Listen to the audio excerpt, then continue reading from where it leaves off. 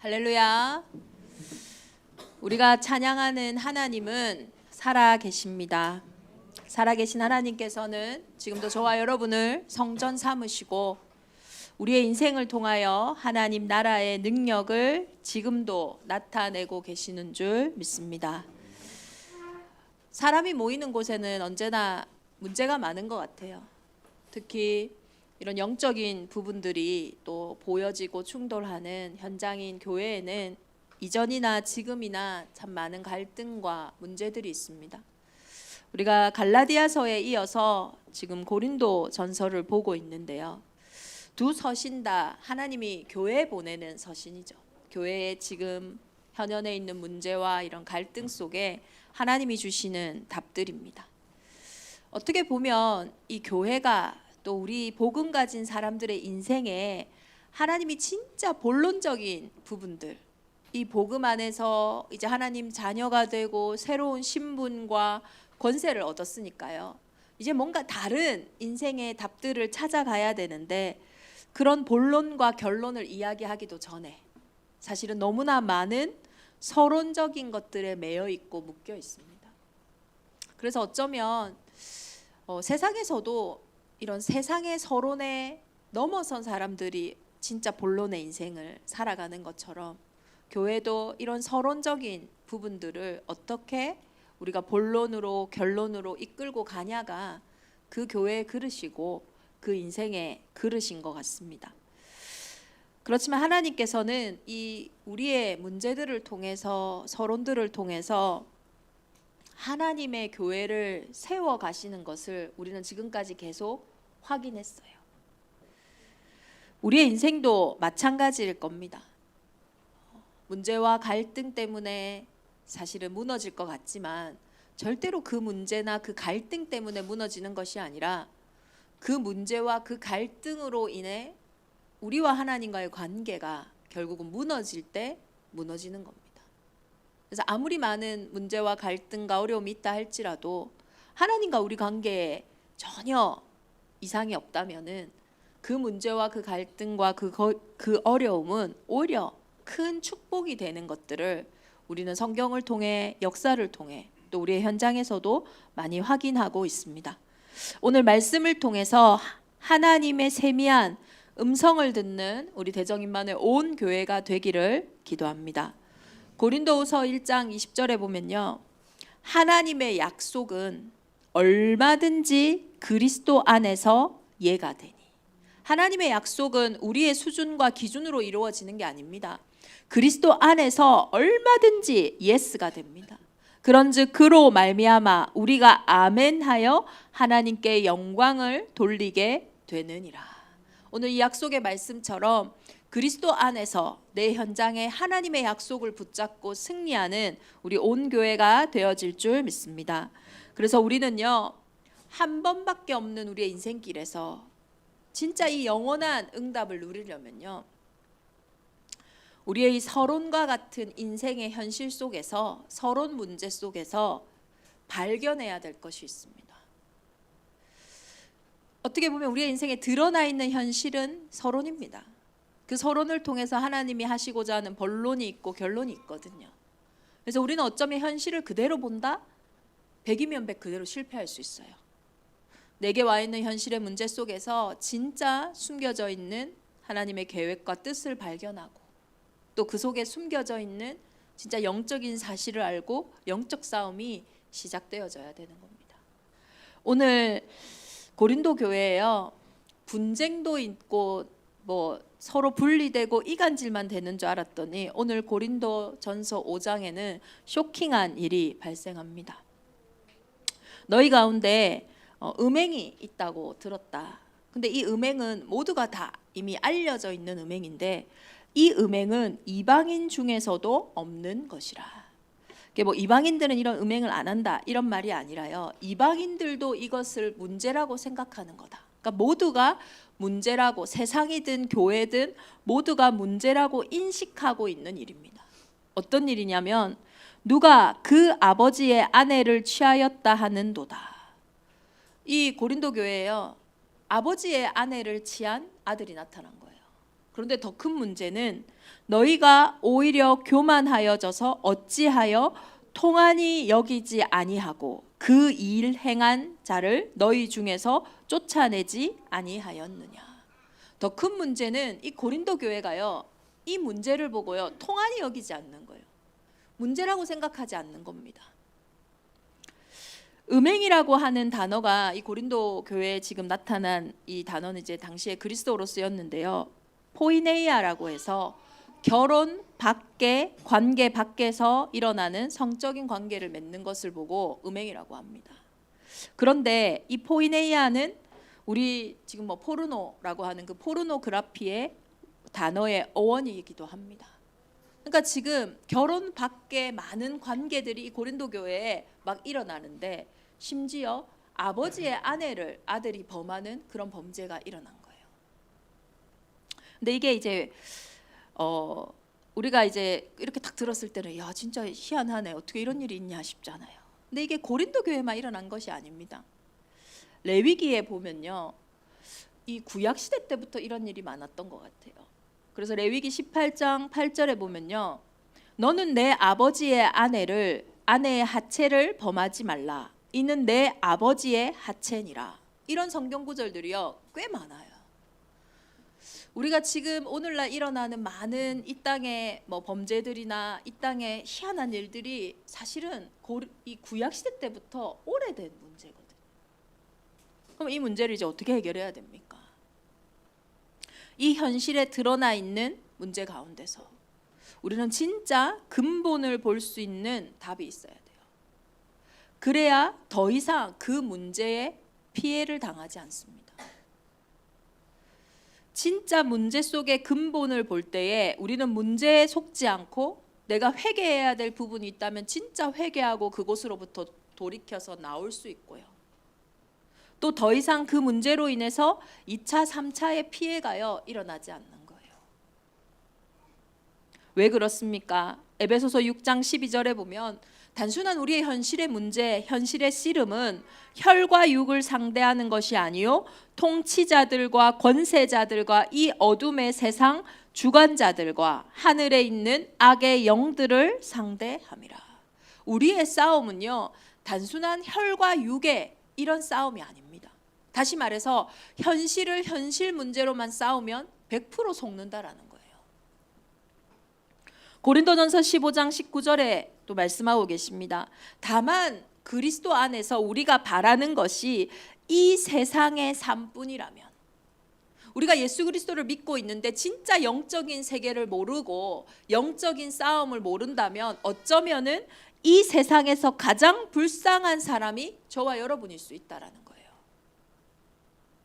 그렇다면 고린도 교회에 지금 드러나 있는 이 음행의 문제의 진짜 이유는 뭡니까? 근데 참 이 본문에요 보면 내 아버지의 아내라고 했어요. 그럼 뭡니까? 아버지의 아내면 어머니 아닙니까?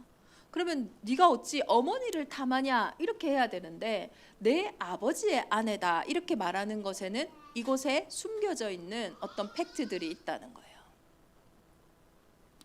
왜 아버지의 아내를 취했다라고 표현했습니까?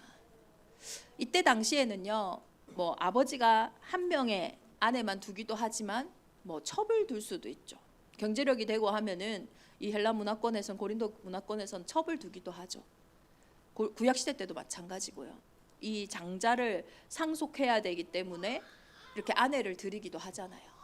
그렇다면 자기의 아내가 있다면 첩이라고 해야 되는데 첩이라고도 안 해요. 맞죠? 어떻게 아버지의 첩을 범했냐 이렇게 하지 않고 아버지의 아내라고 이야기를 합니다. 그 말은 실제로 본인의 어머니는 돌아가시고 실제 첩이 아내가 됐다라는 얘기죠. 고린도 지역은요 이렇게 아버지들의 이동이 많아요. 뭐 전쟁을 하러 가기도 하고 돈을 벌러 가기도 하고 그런 이동들이 많은 상업도시고 항구도시다 보니까요. 이 아버지가 뭐 돈 벌러 갔다가 아니면 전쟁에 나갔다가 그냥 생사도 알지 못하는 경우들이 많아요. 그러면은 남겨져 있는 어머니들은 이제 과부가 되겠죠. 그럼 자식들이요 이 어머니들을 돌보질 않아요.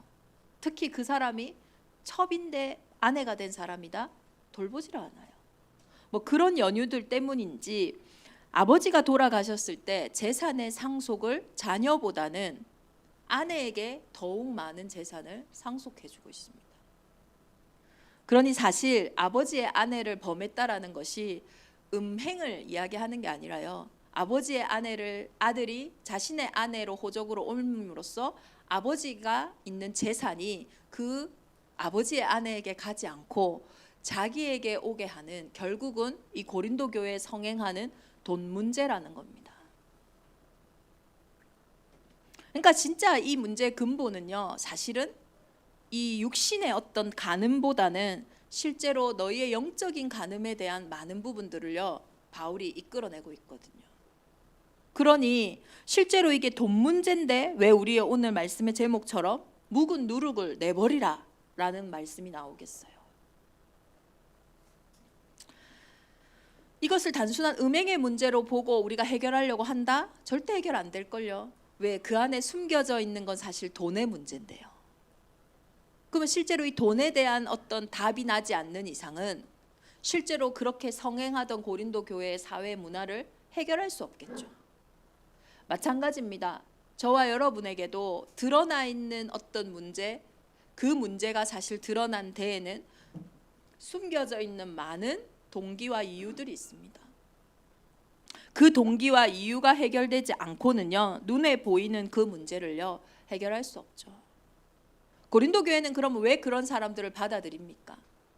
적은 돈 때문에 그런 일을 벌리진 않겠죠. 그 돈을 많이 가진 사람이 교회를 섬기고 그 돈을 많이 가진 사람이 교회의 권력을 움직이고 하다 보니 교회는 그 앞에서 그냥 순응하고 따라갈 수밖에 없는 거죠. 결국 돈을 사랑하는 것이 일만하게 뿌리라고 했던 것처럼 실제 하나님보다 더욱 사랑하는 그 상태가 이러한 여러 가지 말도 안 되는 문제와 상황들을요, 계속 나오게 한 거예요. 음행의 문제를 말하는데 누룩과 또 묵은 누룩, 유월절이라고 하는 이 말을 하는 것처럼 사실은 실제 이것이 음행의 문제냐? 이것이 어쩌면 유월절과 가장 관계 있는 문제 아니냐? 이게 진짜 경제 문제냐? 이게 진짜 인간관계 문제냐? 어떤 범죄냐? 그 이전에 우리의 근본이 해결돼야 진짜 문제가 해결된다라는 거예요. 이번 한 주간 우리 대정임만의 온 교회가요, 실제로 드러나 있는 우리의 인생의 많은 문제 가운데, 내 개인의 문제, 교회 문제, 가정과 사회의 문제 가운데 늘 혈과 육의 씨름이 아닌, 내 기준과 내 생각의 싸움이 아닌 그 이면에 진짜 숨겨져 있는 문제를 보고 그 문제 속에 하나님이 어떤 계획과 답을 우리에게 주셨는지를 확인하는 그 은혜가 있기를 예수 그리스도 이름으로 축원합니다. 오늘 음행의 문제를 이야기하며 바울은 결국은 6절에서부터 8절에 우리가 읽었던 말씀에 보면 누룩에 대한 이야기를 합니다. 너희가 누룩이 없는 자인데 새 덩어리가 되기 위하여 묵은 누룩을 내어 버리라. 우리의 유월절 양 곧 그리스도께서 희생되셨느니라. 무슨 말입니까? 이 유월절은 이스라엘의 가장 중요한 절기 중에 하나이고 우리에게도 가장 중요한 구원의 축복을 말하는 거예요. 이스라엘이요, 이 태어나 보니 날 때부터요 하나의 문제가 있어요. 무슨 문제냐? 신분의 문제가 생겼어요. 태어나니 노예인 거예요. 나는 저 애굽 사람보다 인물도 좋은 것 같은데 나는 노예고 저 사람은 나를 다스리는 주인이에요. 내가 저 사람보다 더 인격도 훌륭한 것 같은데, 내가 더 착한 것 같은데 저 사람은 이상해요. 나는 너무 억울한 거예요, 내 인생이. 왜? 태어나 보니 내가 태어나고 싶어서 우리 엄마 아빠 밑에 태어났는지 그것도 아닌데 노예인 거예요. 내가 선택할 수 있는 선택지가 없는 거예요. 이게 이스라엘이 태어나서 생긴 근본적인 상태와 문제였어요. 우리의 인생에 내가 어떤 상황과 형편과 상관없이 내 인생에 노예되어 있는 부분들이 있습니다. 성경은 그걸 보고요, 하나님을 떠나 있는 근본 문제라고 이야기를 해요. 그 근본 문제 속에서 그 상태는 죄의 상태인데, 이 죄의 상태는 뭐냐면요, 도대체 길을 알지 못한다는 거예요. 내가 누군지, 이게 뭔지, 앞으로 가야 될 게 뭔지 아는 게 없는 거예요. 완전 그 자체가 흑암인 거죠. 어두운 거죠. 그래서 이 이스라엘이 노예된 것 같이 저와 여러분의 인생에 태어나 보니, 살다 보니 우리의 인생에 노예된 그 문제와 그 사건은요, 다른 길이 없다라는 거예요. 이스라엘 민족이요, 사랑했던 이 애굽이, 자신들의 종이 사랑했던 10가지의 것들이 있어요. 우상이 있어요. 이것이 우리의 인생의 운명을 바꿔줄 거야, 이것이 우리의 인생을 도와줄 거야 라고 자기들이 좋아하고 사랑했던 것이 있습니다. 그런데 결국은요, 결정적인 순간에 자기가 사랑하고 자기가 어떻게 보면 따라갔던 그 일이 인생의 저주와 재앙 속으로 완전히 붙잡아 버리잖아요. 10가지 재앙의 키가 뭡니까? 결국은 내가 사랑했던 거예요. 내가 하나님보다 더 의지했던 거, 하나님을 떠난 상태 속에, 두려움 속에, 길이 없는 문제 속에서 내 나름대로 살아보려고 붙잡았던 그것이 10가지 재앙 아닙니까? 하나님을 떠난 근본 속에서요, 저와 여러분이 의지하고 사랑했던 고린도 교회가 결국은 모든 행동과 모든 결정 속에 있었던 그 돈이라고 하는 그 동기가요, 결국은 결정적인 순간에 우리의 인생을 무너뜨리는 저주와 재앙이 됐다니까요. 그렇게 개구리를 섬겼는데 개구리가요, 인생을 배신했잖아요. 그렇게 자기가 사랑했던 것들이요, 결국은 10가지 재앙으로요 돌아왔다니까요. 이 영적인 문제는 이렇게요, 재앙과 저주를 피할 수가 없다라는 거예요. 이 속에서 이스라엘 백성이요, 해야 할 수 있는 거는요, 다른 게 없어요. 아무리 내가 그 노예된 상태를 벗어나 보려고 울어도, 노력을 해도, 열심히 해도 그 신분을 바꿀 수가 없습니다. 저와 여러분이 이 서론의 문제 속에서 우리가 비난하고 정죄하고 혹은 그것을 떠나고 노력을 망가지를 할 수가 있습니다. 그러나 사실은 그 문제 속에 벗어날 수가 없어요. 왜냐? 그 근본에 보이지 않는 부분이 해결되지 않았기 때문입니다. 그래서 6월절에는요, 이스라엘 백성이 특별히 해야 할 일이 없어요. 왜냐? 해봤자요, 소용이 없기 때문입니다. 그냥 하나님이 말씀하신 그 어린 양의 피를 하나님이 정하신 곳에 바르고요, 집안에서 나오지만 않으면 돼요. 이게 6월절에 할 일이에요. 언약을 떠난 것이, 말씀을 떠난 것이 이 노예된 상태의 근본, 보이지 않는 상태였기 때문에 이것을 회복하는 길은 노예로서 뭔가 열심히 하고 노력을 하고 애쓰는 게 아닙니다. 그 언약을 다시 회복하는 거예요. 그래서 그냥 어린 양의 피를 문설주에 바르고요, 집 밖으로 나오지 않고 집 안에만 있으면 돼요. 그럼 출애굽기 12장 23절에 하나님께서 그 재앙이 지나갈 때에 문인방과 좌우 문설주의 피를 보시면 여호와께서 그 문을 넘으시고 멸하는 자들에게 그 너희 집에 들어가서 너희를 치지 못하게 하실 것입니다. 이게 6월절이에요. 내가 그 피를 보고 넘어가리라. 그 집안에 사는 사람이 어떤 사람이든, 왜냐? 우리의 노력과 우리의 열심으로는 그 문제를 해결할 수 없다니까요. 그 피를 바른, 그 언약을 붙잡은 그 믿음을 보고 내가 넘어가리라 하신 거예요. 도대체 그 피가 뭡니까? 그 어린 양의 피거든요. 다른 피라서 되는 게 아니에요. 어린 양의 피였어요. 요한복음 1장 29절에 봤더니 예수님을 보시고 그 세상 죄를 지고 가는 하나님의 어린 양이랬어요. 그러니까 이 문설주에 바른 피가 결국은 신약시대에 오면은 예수님으로 예표되어지거든요. 왜 그러면 이 거룩하고 흠없는 어린 양이어야 합니까? 베드로전서 1장 19절에 보면 오직 흠없고 점없는 어린 양 같은 그리스도의 보배로운 피로 된 것이라.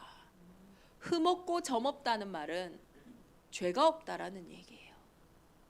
다시 말해서 저와 여러분의 인생의 해결자가 되시고 주인이 되시고 구원자가 되실 분은 오직 흠없고 점없는 어린 양이어야 돼요. 에이, 그래도 목사님 우리가 아버지의 아내를 범한 사람보다는 좀 낫지 않습니까? 그럴 수 있죠. 그러면요, 내 죄가 없냐라고 했을 때 예수님이 음행한 여인을 칠 때는 죄 없는 자가 그 여인에게 돌로 치라 했거든요. 근데 아무도요 그 앞에 나설 수가 없었어요. 우리가 원죄가 아닌 자범죄로 섰을 때는요 다 상대적인 거예요. 나는 좋은 뜻으로 이 사람을 도와줬는데 그 사람은 그 도와준 것 때문에 망했을 수 있어요. 내 의도는 좋은 거지만 그 상대는요 나만큼 원수가 없잖아요. 그것 때문에 내가 망했으니까. 그러니까 나의 의도, 나의 생각이요 자범죄 앞에는요 사실 바로 설 수가 없습니다. 그래서 사람의 방법으로는 실제 우리의 인생의 운명을 바꾸고 죄의 권세를 꺾을 수가 없는 거예요. 그래서 거룩하고 흠없는 하나님의 방법, 여자의 후손이 우리의 인생의 어린 양이 되어서 그 피로 말미암아 우리의 모든 재앙과 저주가 넘어가는 겁니다. 그래서 예수 그리스도는요 유일한 길이라는 거예요. 이 길 대신 그리스도께서 뭐 하셨습니까? 레위기 17장 11절에 봤더니 육체의 생명은 피에 있음이라. 내가 이 피를 너희에게 주어 제단에 뿌려 너희의 생명을 위하여 속죄하게 하였나니 생명이 피에 있으므로 피가 죄를 속하느니라. 왜 이 예수님이 피 흘리셔야 됩니까? 생명이요 피에 있기 때문이에요. 히브리서 9장 22절에 보니요 율법 구약시대 때는요 모든 물건들이 이 피 흘림으로 말미암아 피로 말미암아서 정결하게 됐대요. 그래서 피 흘림이 없은즉 사함이 없다고 했습니다. 그리스도께서 그 여자의 후손이 십자가에 피 흘리심으로 저와 여러분의 인생에 올 수밖에 없는 모든 재앙과 저주를 이미 사하신 줄 믿습니다. 참 제사장 되신 예수 그리스도예요. 그래서 히브리서 9장 12절에 보니 염소와 송아지 피로 하지 아니하고 오직 자기의 피로 영원한 속죄를 이루사 단번에 성소에 들어가셨느니라. 예수 그리스도는 이 땅에 오셔서 그 단 한 번의 제사, 그 십자가의 제사로 말미암아서 우리의 인생의 영원한 속죄를 끝내셨다라는 거예요. 그 그리스도의 피 흘리심이 오늘 저와 여러분의 인생을 정죄하지 않고 그 피 흘리심으로 말미암아 다 이루심으로 말미암아 우리가 죄와 사망의 법에서 완전히 해방받은 줄 믿습니다. 요한계시록에도 보면 어린 양이라는 구절이 두 구절 나오는데요. 계시록 6장 16절에 보면 보좌에 앉으신 이의 얼굴에서와 그 어린 양의 진노에서 우리를 가리리라.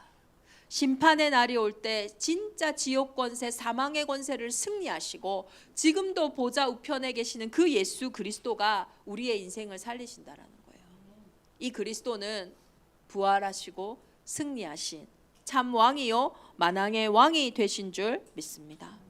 그래서 이 고린도 교회 사건을 통해서 이 서론을 통해서 하나님은요 왜 어린 양이 아니면 안 되는지, 그 아버지의 아내를 범한 그 죄인에게도 왜 어린 양이 아니면 안 되는지, 그 아버지의 아내의 죄를 범한 그 사람을 보는 고린도 교회에도 왜 어린 양 예수가 아니면 안 되는지를 하나님은 알게 하시기 위하여 묵은 누룩을 내버리라 말씀하시는 거예요.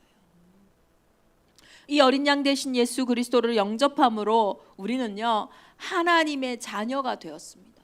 그 말은요 우리에게 새로운 신분과 새 권세가 회복되었다라는 거예요. 마태복음 9장 17절에 보면 새 포도주를 낡은 가죽 부대에 넣지 아니하나니 그렇게 하면 부대가 터져 포도주도 쏟아지고 부대도 버리게 됨이라. 새 포도주는 새 부대에 넣어야 둘이 다 보존되느니라. 이제 내가 하나님의 자녀가 되었고 하나님이 저와 여러분의 인생을 어떻게 만드셨습니까? 오늘 고린도전서 5장 7절에 보면 너희는 누룩 없는 자인데, 이제는요 누룩이 없는 자로, 죄 없는 자로 하나님의 자녀의 신분과 권세를 가진 진짜 의인으로 살아갈 수 있게 하셨는데 왜 너희가 묵은 누룩을 아직도 붙잡고 있냐? 너희의 묵은 누룩을 없이 하시려고 유월절 양 곧 그리스도께서 희생되지 아니하셨느냐. 그러므로 이제는 악하고 악의에 찬 누룩도 말고 누룩이 없이 오직 순전함과 진실함의 떡으로 하자. 고린도 교회와 같은 문제가 발생했을 때 우리의 윤리로, 우리의 도덕으로, 우리의 열심으로 혹은 우리의 어떤 심판으로, 우리의 비판으로 그 현장을요 살릴 수 없어요. 나조차도 그 문제에 잡혀 죽습니다. 그래서 하나님은요 오직 유월절 양 곧 그리스도께서 희생되신 그 은혜로 인하여 우리가요 오직 순전함과 진실함으로 그 현장에 나아가야 될 줄 믿습니다. 그래서 이 유월절이요 됐을 때 출애굽기 12장 2절에 보면요 유월절 절기를 지킬 때 새로운 달력이 시작되어집니다. 이 달을 너희에게 달의 시작 곧 해의 첫 달이 되게 하고. 유월절 날로부터 하나님이 새로운 시작을, 달력을 시작하세요. 오늘 저와 여러분이 그 그리스도 예수의 구원으로 지금 이 서론의 현장 속에 시작한다면 그것이 우리에게 새로운 달력의 시작이 되어진다라는 거예요. 그리고 이 유월절 음식을 먹는 모습이요 참 희한합니다. 출애굽기 12장 11절에 보면 너희는 그것을 이렇게 먹을지니 허리에 띠를 띠고, 유월절 음식을 먹는데요 허리에 띠를 띠고 발에 신을 신고 손에 지팡이를 잡고 급히 먹으라. 이것이 여호와의 유월절이니라. 지금 이게 밥 먹는 모습입니까? 막 헐레벌레진 밥 먹고 뛰어나가야 되는 모습이란 말이에요. 신발 신고 허리에 손 찌고 막 지팡이 잡고 먹다가요 부르면 나가야 되는 거예요. 유대인들은 이렇게 식사하지 않습니다. 오늘의 현대 유대인들은 많이 바뀌었지만은 이 출애굽기 당시에 유대인들은요 밥을 먹는 시간이 거의 식사와 교제하는 시간이거든요. 그래서 거의 눕다시피 해서 이렇게 일어나서 먹지 않아요. 거의 눕다시피 해서 2시간, 3시간을 먹으면서 이야기하고 소통한단 말이에요. 그런 유대인의 식사법과 전혀 다른 모습이에요. 이게 무엇을 나타냅니까? 이제 너희의 진짜 새로운 인생이 시작됐다라는 거예요. 이제 순례자의 인생이 시작된 겁니다. 이제 하나님이 말씀하시면 그 길을 걸어가야 되는 새로운, 내 뜻이 아닌, 내 방법이 아닌 하나님의 뜻대로 살아가야 하는 순례자의 여정이 시작됐다라는 거예요. 오늘 고린도 교회의 부패와 타락을 보면서 저와 여러분의 신앙생활을 얼마나 했든 지금 나는 이 상황과 상관이 있든 없든 상관없이 우리의 인생의 모든 묵은 누룩을 버리고 하나님은 새롭게 시작하시기를 원하시는 거예요. 그래서 결론적으로요, 정말로 우리가 이제는 복음에 대한 이해와요, 복음 가진 교회에 대한 이해와 기도가 필요합니다. 고린도 교회 음행한 자들의 문제도 문제지만 결국은 그들을 제대로 치리하고 살릴 수 없는 고린도 교회의 문제가 더 컸다라는 거예요. 왜 교회가 치리하지 못했을까요? 그 돈을 가진 사람이 교회를 떠나면 많은 교회에 이제 현실적인 문제들이 발생하기도 하고요. 또 그 교회들이 갖고 있는, 그 사람이 갖고 있는 권세와 그런 응답들이 하나님의 능력보다 더 크게 교회가 의지하였기 때문이겠죠. 저와 여러분이 교회를 볼 때, 현장을 볼 때 진짜 이 교회가 어떤 공동체와 다른 것인가? 진짜 교회에서 내가 사회생활 하듯이 하면 되겠습니까? 여기는 사회 공동체가 아닌데. 취미생활 하듯이 하면 되겠습니까? 여기는 취미 공동체가 아닌데. 그것은 내 취향과 내 취미를 따라서 만들면 되는 거고요. 교회의 가장 중요한 것은 교회의 머리 대신 그리스도 예수가 아니겠습니까? 진짜 이것이 우리의 인생에 유일하다면 정말 교회가 살아야 정말로 시대와 이제 현장이 살아나는 겁니다. 말세에는요, 고통하는 때가 온다고 합니다. 난리와 난리, 소문, 민족과 민족, 나라가 나라를 대적하고 곳곳에 기근과 재난이 온다고 말해요. 지금도 이란과 이스라엘만 봐도 지금 난리잖아요. 그냥 뭐 전쟁인 것 같지만 아마 그 안에 숨겨져 있는 어떤 진짜 나라의 전 세계의 어떤 정치적인 부분들, 경제적인 부분들, 이런 이유들이 있겠죠. 이 속에 저와 여러분이 정말로 회복해야 될 것이 뭐냐? 정말로 오직 예수가 그리스도라면 우리는 그 그리스도의 치리에 복종하고 그 그리스도 안에서 묵은 누룩을 내어 버릴 수 있는 힘과 결단이 있어야 할 줄 믿습니다. 훈계받기를 싫어하는 자는요, 자기의 영혼을 경히 여김이라. 견책을 달게 받는 자는 지식을 얻느니라. 지금 이 시대는요, 훈계받기 싫어하는 시대예요. 제가 어릴 때만 해도 교회 칠이라는 게 있었거든요. 교회 안에 어떤 문제가 발생하고 하면 이 교회에 칠이가 있었어요. 그러면 그 칠이를 받은 성도님들은 실제로 교회 안에서 기도하고 본인이 그 부분에 대한 것을 응답받고, 또 성도들은요 그것을 비난하고 정죄하기보다는 진짜 그 부분에 승리하고 일어나도록 같이 기도해주는 그런 모습들이 있었어요. 근데 오늘날은 어떨까요? 제가 만약에 7일을 했다, 당장 교회를 떠날걸요. 교회를 떠나기만 하겠습니까? 야, 대성임마누엘 이렇다, 목사님은 이렇다, 비난도 서슴지 않겠죠. 그게요, 교회가 실제로 언약 공동체로서, 이 복음 공동체로서의 건강하지 못하다는 이유겠죠. 정말로 내가 하나님 앞에 견책을 당하더라도, 하나님께 훈계를 받더라도 그것이 가장 좋은 일이고 나를 살리는 일임을 알고 그 앞에 엎드려 기도하며 갱신하고 성장할 수 있는 복음 공동체로, 또 그런 중직자들로 우리 현장이 일어나기를 예수 그리스도 이름으로 축원합니다.